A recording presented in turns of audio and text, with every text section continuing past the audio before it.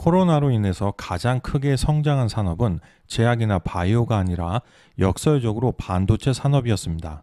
세계 유수의 자동차 기업들이 반도체 부족으로 인해 생산을 중단하거나 감산하는 사태까지 벌어지고 있습니다. 세계 2위의 자동차 제조기업인 폭스바겐은 올 2분기에는 1분기보다 생산을 더 줄이기로 했다고 합니다. 공장 관계자에 따르면 자신들도 내일 어떤 차량을 만들 수 있을지 알 수 없다고 합니다. 그건 어디까지나 어떤 반도체 부품을 받을 수 있는지에 달려 있다고 합니다. 자동차 제조는 수만 가지 부품의 공급망을 세밀하게 관리하고 생산 계획에 반영해야 하는데 반도체 수급 부족 문제 때문에 전체적인 생산 계획을 마련하기도 힘든 상태가 된 것입니다. 지금과 같은 반도체 부족 현상이 발생한 원인은 크게 세 가지입니다. 첫 번째는 완성차 기업들의 수요 예측이 실패한 것입니다. 수요가 줄어들 것으로 예상해 발주량을 줄였는데 고객들이 개인 간의 접촉을 우려해 의외로 수요가 크게 줄지 않았고 더불어 다수의 국가에서 경기 회복의 한 가지 수단으로 자동차 구매를 유도했기 때문입니다. 두 번째는 차량용 반도체 제조기업들이 줄어든 발주에 따라 기존 생산 라인을 IT 제품용 반도체를 제조하기 위한 라인으로 전환했기 때문입니다. IT 제품의 높은 수요는 내년 말이나 되어야 해결될 것이기에 지금 다시 생산 라인을 자동차용 반도체로 전환하기도 어려운 상황입니다. 마지막 세 번째는 재해 그리고 사고입니다. 미국 텍사스에 몰아친 한파로 인해 반도체 공장들이 생산을 중단했었고 세계 3위 자동차 반도체 제조기업인 일본 르네사스에는 공장 화재, 대만 TSMC는 물 부족 사태로 공장 가동에 차질이 있었습니다. 현재 수급 차질이 가장 큰 제품은 자동차의 시스템 제어를 수행하는 MCU 마이크로 컨트롤 유닛입니다. 따라서 일각에서는 삼성전자의 기술이면 충분히 생산이 가능하다며 이 시장에 진출하라고 하지만 MCU는 차량 안전에 밀접한 관련이 있는 반도체이기에 필요 수명은 15년 이상, 온도 조건은 마이너스 40도에서 155도, 재고 보유는 30년 이상해야 하는 등 매우 가혹한 조건을 가지고 있습니다. 이 때문에 지금 개발을 시작한다고 해도 10년 이상이 소요될 것이며 실제 부가가치도 크지 않아 수익성이 높지 않습니다. TSMC 역시 전체 매출을 보면 차량용 반도체가 차지하는 비중은 겨우 3% 남짓일 뿐입니다. 이처럼 반도체 부족 현상이 점점 더 심화되고 있는 가운데 언론 보도를 통해 삼성전자의 투자 계획이 알려졌습니다. 정확한 발표 시점은 5월 한미 정상회담 직전이 될 것으로 보는 시각이 많습니다. 투자의 흐름은 크게 세 가지로 볼 수 있겠습니다. 첫 번째, 국내 투자입니다.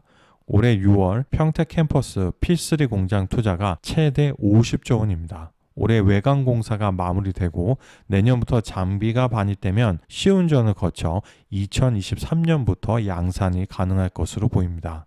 현재 5나노급 반도체 라인 하나에는 17조 원, 3나노급의 경우는 24조 원의 건설비가 필요한 것으로 알려졌습니다. 따라서 해당 공장에 5나노급 2개 라인 정도가 설치되는 것이 아닌가 하는 시장의 예상이 있습니다. 두 번째는 미국 투자입니다. 지난 12일 미국의 조 바이든 대통령이 화상회의에서 웨이퍼까지 직접 손에 들면서 투자를 독려했던 것 다 기억하실 겁니다. 그 회의 직후에 인텔하고 TSMC는 이미 대규모 투자 계획을 발표했습니다. 미국의 요구에 이제 화답을 한 것이죠. 이제 삼성도 그에 대한 답을 해야 할 상황인데 5월 한미 정상회담 때문에 발표 시기가 좀 늦춰진 것 같습니다. 일단 가장 유력한 투자지는 현재 이미 반도체 생산 공장이 있는 미국 텍사스 오스틴입니다. 현재 주정부와 삼성전자는 향후 20년간 약 8억 달러에 달하는 인센티브를 놓고 협상 중이며 뉴욕주 역시 세금 감면, 일자리 보조금 등을 포함하여 9억 달러 규모의 인센티브를 제시한 상태입니다. 9억 달러면 약 1조 원입니다. 이는 뉴욕주 역사상 최대 규모의 기업 인센티브라고 합니다. 그만큼 반도체 공장이 들어오면 고용,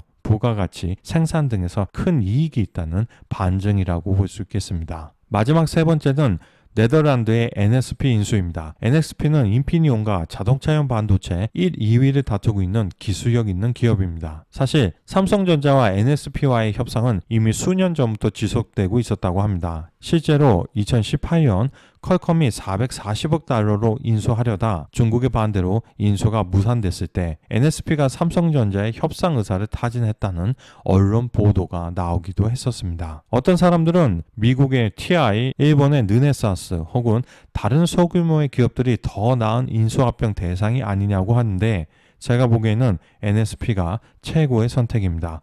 다수의 완성차 거래처들을 보유하고 있고 NSP의 물량을 삼성 파운드리가 소화한다면 TSMC와의 격차를 줄이는 데도 큰 도움이 될 것이기 때문입니다. 또한 삼성전자가 이미 자동차용 AP 엑시노스 오토를 생산하고 있고 정장업체 하마는 2016년에서 17년 사이에 인수한 만큼 전장 부품 시장에서 NSP와 만들어낼 수 있는 시너지 효과는 굉장히 높을 것입니다. 또한 NSP가 이미 미국 텍사스주와 애리조나주의 생산 공장을 보유하고 있어 이는 미국 정부의 미국 투자 요구에도 부합되기 때문입니다. 다만 고려해봐야 하는 문제는 과연 삼성의 NSP 인수가 국제적으로 동의를 받을 수 있는지입니다. 제가 보기에는 중국하고 유럽연합이 반대할 가능성이 매우 높습니다. 엔비디아의 영국 암 인수는 지금도 영국 정부가 매우 꼼꼼히 들여다보고 있다는 보도가 얼마 전에 나왔었습니다. 특히 유럽연합이 걱정인데 최근에 유럽연합의 집행위원회, 약자로는 EC입니다. 최근 2030 디지털 캠퍼스 계획 발표에서 2030년까지 180조 원을 투입해 유럽 내 반도체 생산량을 전 세계 20%까지 올리겠다고 밝혔습니다. 아무래도 유럽의 핵심 산업이 자동차이기 때문에 이번 글로벌 반도체 공급 부족 사태로 인해 피해가 컸기 때문인 것으로 보입니다. 반도체 생산 자립을 하겠다는 건데 실제로 유럽의 반도체 제조 비중을 보면 2000년에는 24% 정도였지만 현재는 8% 정도로 떨어졌습니다. 전체적으로 보면 대만 20%, 한국 19%, 일본 17%, 중국 16%, 미국 13%, 그 다음이 유럽입니다. 주요한 요인은 한국, 대만, 중국의 다수의 생산시설이 넘어가면서 아시아에 의존하게 되었기 때문에 NSP가 삼성전자에 피인수되는 걸 굉장히 불편해하지 않을까 싶습니다. 다시 유럽연합의 반도체 재건 계획으로 돌아가서 보면 현실적으로 10년 안에 반도체 생산량을 2배로 늘린다는 건 제 개인적인 생각으로는 불가능하다고 말씀드리고 싶습니다. 유럽 반도체 제조기업의 상당수는 CPU나 AP를 생산할 수 있는 첨단 공정이 아니라 주로 자동차용 반도체를 생산하고 있고 현재 생산시설 자체도 많지 않아서 스스로의 힘으로 10년 안에 큰 폭의